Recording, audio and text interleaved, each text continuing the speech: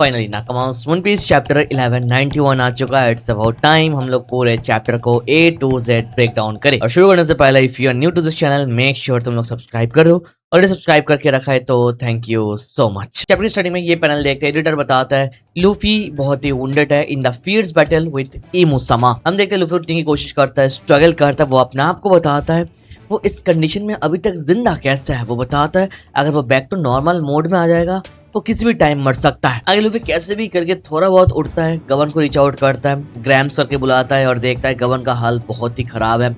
वो नोटिस करता है गबन ने अपना एक हाथ खो दिया। वो बताता है दिस इज बैड। गबन ने लूफी के लिए वो अटैक अपने ऊपर लिया और अपने एक हाथ खो दिया, बट गबन वही पर लूफी को बताता है डोंट बी स्टूपिड। वो यहाँ पर एक डिसअपॉइंटमेंट किड लाइक लूफी के लिए ये सब नहीं कर रहा है, वो ये सब कुछ कर रहा है एल्बफ के लिए। गबन की इस लाइन से पता चल रहा है गबन लूफी के ऊपर बहुत डिसअपॉइंट है। उसको लगा था Luffy gonna do something really big, but Luffy अभी तक उतना ज्यादा कुछ कर नहीं पाया। राइट, आगे गबन बताता है देयर इज नो वे कि वो इस तरह से सब कुछ खत्म होने देंगे, बट इसी बीच में देखते हैं लूफी दोबारा गिर जाता है, उठ नहीं पाता है और सवाल करता है grams what is he, like emu actual में क्या चीज है। इसके रिप्लाई में गबन बताता है वेल इमू का जो ट्रू नेचर है वो अभी भी एक सीक्रेट है, उसके बारे में किसी को पता नहीं। बट गबन बताता है अगर उसको वर्ड में डिस्क्राइब करना होगा देन ही इज गॉड। गबन इमू को गॉड करके रिफर करता है लूफी के सामने जो एक्चुअल सन गॉड है। This is insane. आगे सीन शिफ्ट होती है, हम लोग अंडर वर्ल्ड में चले जाते हैं। हम उसी जगह चले जाते हैं जहाँ इमू है, लाइक लास्ट चैप्टर में ऊपर से नीचे गिरा वहीं पर हम देखते हैं इमू को देखते वहाँ के जंगली जानवर चिल्लाने लगता है, बट सडनली एक हाकी बर्स्ट होती है जिससे वो जानवर वही मर जाता है भाई। और आगे अलग पैनल में ये हाकी बर्स्ट दिखाया जाता है भाई, ये एक मैसिव एरिया को कवर करता है अंडरवर्ल्ड में। और वही आगे दिखाया जाता है इमू को, इमू जमीन पे पड़ रहा है, he is bleeding really hard. और वही वो बताता है पायरेट किंग का क्रू वो हाफता हुआ जाता है और बताते गॉड वैले के वो जो कुछ बंदे थे ये वही बंदे हैं। वो बताते उसको कभी पता ही नहीं था ये बंदे बाद में जाके इतना स्ट्रॉन्ग बन जाएंगे। लाइक इमू उन लोगों को गॉड वैले में अंडरस्टिमेट किया। This is the reason Imu ने बस ज़ेबेक को टारगेट किया था, नॉट रॉजर, गार्प और एनी अदर पीपल। आगे हम देखते हैं इमू फाइनल में अपना हाथ ऊपर करता है और बताता है उसको ज़ेबेक के साथ उनका भी काम तमाम कर देना चाहिए था एट दैट टाइम। अगर सडनली इमू का हार्ट ट्रांसफॉर्म होने लगता है, कलर चेंज होके ब्लैक हो जाता है और सडनली हम देखते हैं भाई इमू की बॉडी ट्रांसफॉर्म होके लाइक एक न्यू ट्रांसफॉर्मेशन के थ्रू वो जाता है जिससे उसकी शक्ल एकदम से चेंज हो जाती है, उसकी जॉ लाइन और भी शार्प हो जाती है, फेशियल स्ट्रक्चर वगैरह सब कुछ चेंज होती है। और सडनली देखते हैं एक मैसिव हाकी बर्स्ट के साथ इमू यहाँ से उड़ के ऊपर चला जाता है, लाइक दोबारा फाइट ज्वाइन करने के लिए जा रहा है। हम लोग सन रिल्म के लाइब्रेरी के वहां पर चले जाते हैं। चॉपर रॉबिन को देखता है, चॉपर बताता है थैंक गॉड यहाँ पर जितने बुक्स है वो सारे बुक्स सेफ है। रॉबिन से पता चलता है इट्स ऑल बिब्लोस वर्क। आगे ये पर आता है एक important part, suddenly Saul chopper को बताता है कि वो चाहता है चॉपर बिब्लो के साथ बात करे, और वही रॉबिन बताती है बिब्लो को देख के लगता है वो कुछ बताने की कोशिश करता है। चॉपर बताता है क्या सच में, मुझे तो लगा था ये साइलेंट टाइप है, पर वही देखते हैं बिब्लो चिल्लाने लगता है, हुट हुट हुट हुट करके कुछ अपने लैंग्वेज में बोलता है बट किसी को कुछ समझ में नहीं आता है। बट उसके वर्ड चॉपर को समझ आ जाता है और चॉपर एकदम शॉक हो जाता है। उसने क्या बोला, क्या कहा, नो आइडिया क्या रिवील किया, पर चॉपर का रिएक्शन देख के तुम अंदाजा लगा सकते हो, शायद प्रेडिक्ट करो अभी के लिए। बाकी नेक्स्ट एक दो चैप्टर में क्या पता हमको पता चल जाए। आगे से क्लिफ हैंगर के साथ ये सीन यहीं पर रुक जाता है। हम लोग दोबारा गबन एंड लूफी के वहां पर आ जाते हैं और देखते हैं यहाँ पर एक मैसिव हाकी करंट टाइप का कुछ आ रहा है। लूफी गबन दोनों वहां पर पड़े हैं, हिल नहीं पा रहे, और वहीं पर इमू आ जाता है और हम देखते हैं इमू के सराउंडिंग से हाकी फ्लो करता हुआ जा रहा है। This is Imu's new forms full look. हम लोग क्लियरली देख सकते हैं पहले उसके सामने तो दो हॉर्न्स है, पीछे से भी दो हॉर्न्स आता है मेरे भाई। उसके बालों का डिजाइन थोड़ा चेंज हो चुका है। इसी के साथ यहाँ पर उसके छाती पे लाइक चेस्ट में 3 स्कल्स है। पहले जो उसके कपड़ों में थे ये चेंज होके उसके चेस्ट में आ चुका है। उसके पूरी बॉडी में हम लोग वो व्हाइट डॉट्स देख पाते हैं क्लियरली। जो उसके हाथ में था वो तो गायब हो चुका है, उसके पूरा हाथ यहाँ से लेके पूरा ब्लैक हो चुका है। उसके विंग्स और भी ज्यादा मैसिव हो चुके हैं, इमू का साइज भी मैसिव हुआ। इसी के साथ इमू के हाथ में हम लोग एक मार्क देखते हैं और ये वही कॉन्ट्रैक्ट वाला मार्क है जो गॉड्स नाइट को मिलता है, हम लोगों ने देखा। तो ये मार्क इमू के पास भी है। लास्ट टाइम इमू के पीछे हम लोगों ने एक ब्लैक सर्कल देखा था, बट इस बार हम लोग उसके दोनों हाथों के यहाँ पर ब्लैक सर्कल देखता है जहाँ पर बहुत सारी छोटी छोटी आंखें बना है, और इमू के नीचे वाले हिस्से में भी एक मैसिव ब्लैक सर्कल है ओमेंट से बना हुआ है, जिसमें भी बहुत सारे अलग अलग आइस बॉल्स है। इमू के राइट हैंड के साइड में भी हम लोग एक स्नेक टाइप के ओमेंट को देखते हैं जिसके फेसेस बना है। इमू रेज में है, और इस लुक को देखने के बाद बहुत सारे लोग कमेंट बता रहे हैं कि इमू यहाँ पर किरमाड़ा जैसा लग रहा है। ओडरसन टुक इंस्पिरेशन फ्रॉम किरमाड़ा।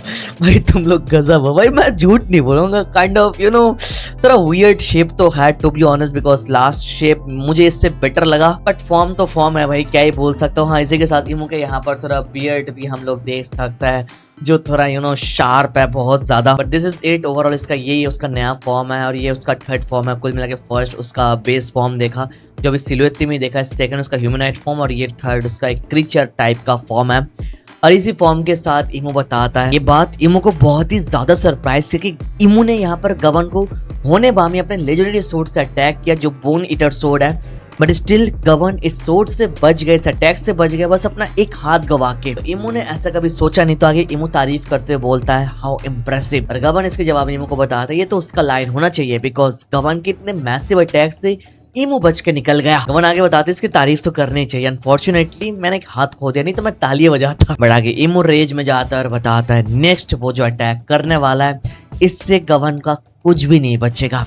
वही लूफी ये देख के गवन को बताता है क्या ये सच्ची में इमू ही है, बिकॉज वो दिखने में बहुत ज्यादा डिफरेंट लग रहा है। और वही गवन लूफी को बताता है लूफी और उसके क्रू को यहाँ से इल्वफ छोड़ के जाने के लिए। पर वही लूफी चिल्ला के उठता है, बताता है देयर इज नो वे कि वो इल्वफ को इसी हाल में छोड़ के जाने वाला है। पर गवन बताता है लूफी का हाल एक कॉर्प्स भी बदतर हो चुका है, वो यहाँ पर कुछ नहीं कर पाएगा। बस लूफी गवन को बताता है गवन का हाल भी सेम है, बिकॉज गवन अपना एक हाथ गवा चुका है, तो यहाँ पर वो क्या ही कर सकता है। और उनकी इसी कन्वर्सेशन के बीच में हम देखते हैं इमू ट्रिगर होता है और यूज करता है होने बामी ऑन्स अगेन, उनको अपने सोर्ड से अटैक करने जाता है।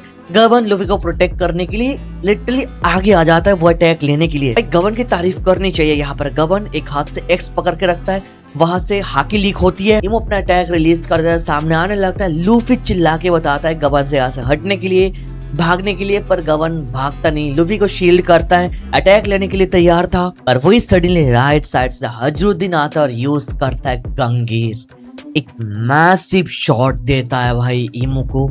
इस शॉट का स्किल एक अलग ही लेवल पर था। हजरुद्दीन को देख के लूफी चिल्ला के उठता है और हम देखता है हजरुद्दीन का शॉट एकदम इमो के फेस पे कनेक्ट हो जाता है। इमो को ये शॉट तो लगता है, लगने के बाद भी इमो अपना एक छोटा सा ओमेन रिलीज करके जाता है, और आगे हम इस शॉट का इफेक्ट देखता है। ब्रो लाइक हजरुद्दीन भाई लिटरली इमो को इतनी दूर फेंक के मारता है, इतनी दूर फेंक के मारता है, it was more like Hajrudin beating a side character. वो लिटरली रॉकेट की तरह इमो को दूर फेंक के मारता है, जिससे इमो बहुत ही दूर जाके एडम ट्री के साथ टकराता और वहां पर एक मैसिव होल बन जाता है, और उस होल के अंदर इमो घुस जाता है। ब्रो आगे हजरुद्दीन गवन को चेक करता है और नोटिस करता है उसने एक हाथ खो दिया। वो सवाल करता है ऐसा कैसे हुआ।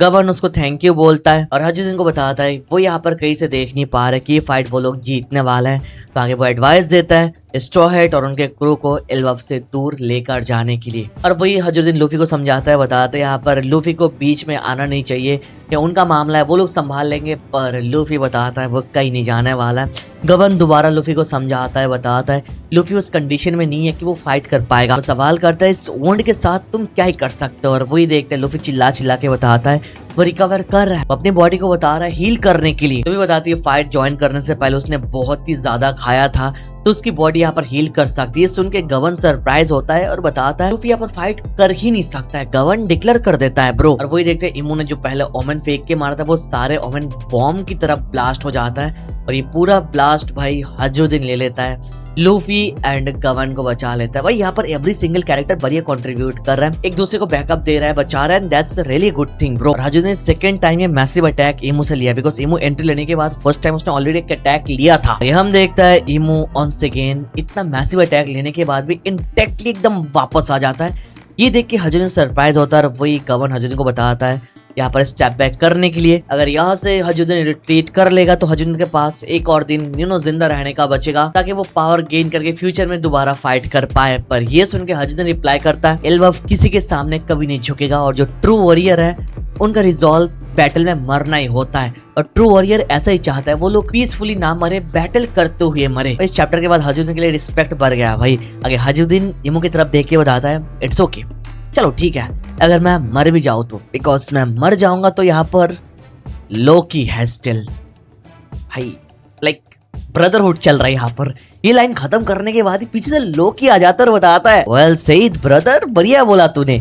और वहीं पर लोकी हजुद्दीन को बताता है, चलो चलो बहुत हो गया, अभी तैयार हो जाओ। और वही इमो उनको देखता रहता है, कुछ बोलता नहीं, और सडनली लूफी भी आ जाता है और बताता है कि चलो मैं भी वापस आ गया। हम देखते हैं लूफी भाई अपना स्ट्रेंथ गेन कर लेता है, पता नहीं भाई कैसे हुआ, लाइक हो गया, कोई खाना नहीं गया, वो जो पहले खाना खाया था उसी खाने से वो कैसे हील हो गया, नो आइडिया भाई, ये लॉजिक हमको समझना पड़ेगा भाई, टू बी ऑनेस्ट। और जैसे यहाँ पर हजरुद्दीन है, लोकी खड़ा हो चुका है, लूफी आ चुका है, ये देख के गबन शॉक होता है, चिल्ला के बताता है, भाई यार तुम लोग क्या हो। आगे का सीन मस्त। आगे लूफी बोलता है, गोमो गोमो नोमी।